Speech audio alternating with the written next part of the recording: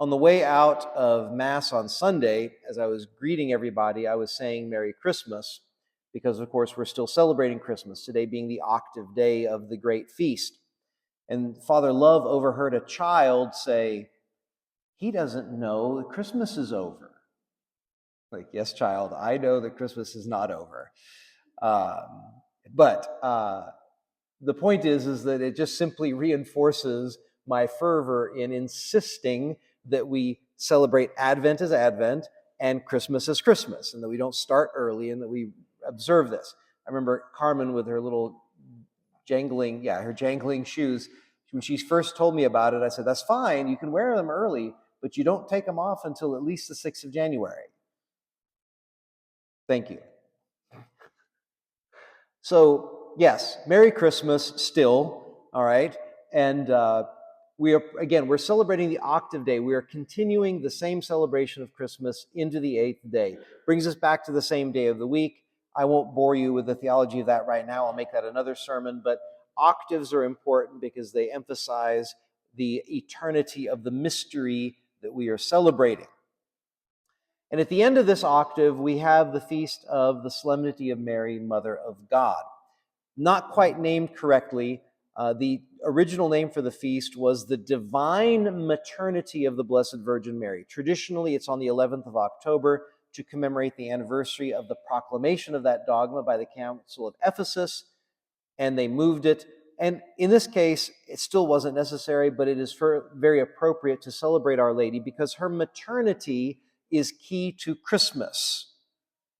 You can't have Christmas unless Mary is the Mother of God. And so it's very appropriate to do so, to honor her on this day in light of the mystery of Christmas. One of the few priests in my life that really helped me out very personally was Father Phil Lanos. And for some reason, I remember his Solemnity of Mary sermon this one year very well. One day I'll maybe get to quiz you all later about if you remember any of my sermons this well. But maybe it was just that good. But Father Lanos made 2 points during his sermon. He said, first, as he was a teenager, he would help his dad at work, and one of the things they did was lay tile, right? So he said, if you don't lay that tile in the bathroom or wherever correctly, that first tile, the bathroom doesn't come out right because they're all skewed, they're all off.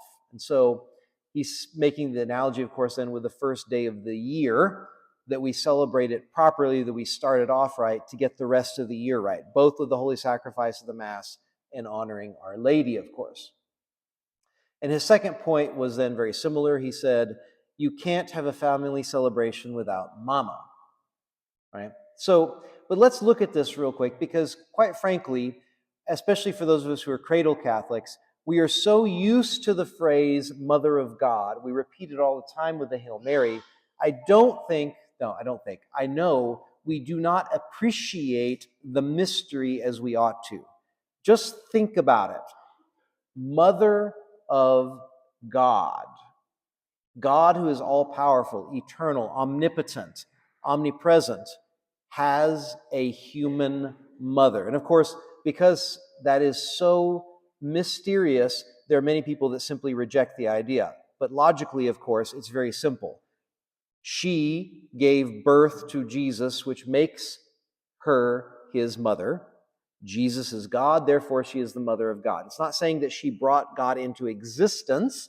It simply means she was his mother. But still, even if you look at it logically like that, it's still a great mystery and certainly a great honor for her. And why would she be the mother of God? Well, first of all, God would require having a mother for that to be a mystery. And he has a mother out of a great act of humility. St. Paul to the Philippians chapter 2, in that great Christological canticle, speaks about Christ humbling himself and taking the form of a slave. And so our salvation begins with the humility of God which is born out of love for us, a desire for our salvation, a desire for union with us, which is why he created us. And that same humility is what makes her worthy. If you look at the Magnificat, which she prays at the Visitation, She speaks of the fact that God has raised her up in her lowliness, that God has visited her because of her lowliness, her humility. As I spoke last week about the necessity of humility, it again brings home the point of the virtue being so essential for us. We cannot celebrate Christmas adequately without humility. We cannot be joyful at Christmas adequately without humility. We cannot accept Mary as our mother as we ought to because she is without humility. And so we really, really, really need this virtue. It's the first virtue, it's the key virtue, it's the root virtue. But you don't just make yourself humble. That would be pride. Look at me, I'm going to make myself humble, right? The virtue of humility requires the humility to ask for it. You have to ask God to make you humble. But I will caveat this and warn you. You might want to add, but be gentle to your prayer. Go easy on me when you pray for humility, because God is very happy to give you humility, and he'll give it to you in spades. So I always ask him to be gentle when he gives it to me, because otherwise he's going to give it to me all at once. But ask for it because you need it, and you can't have it without asking for it. And then actually live the virtue.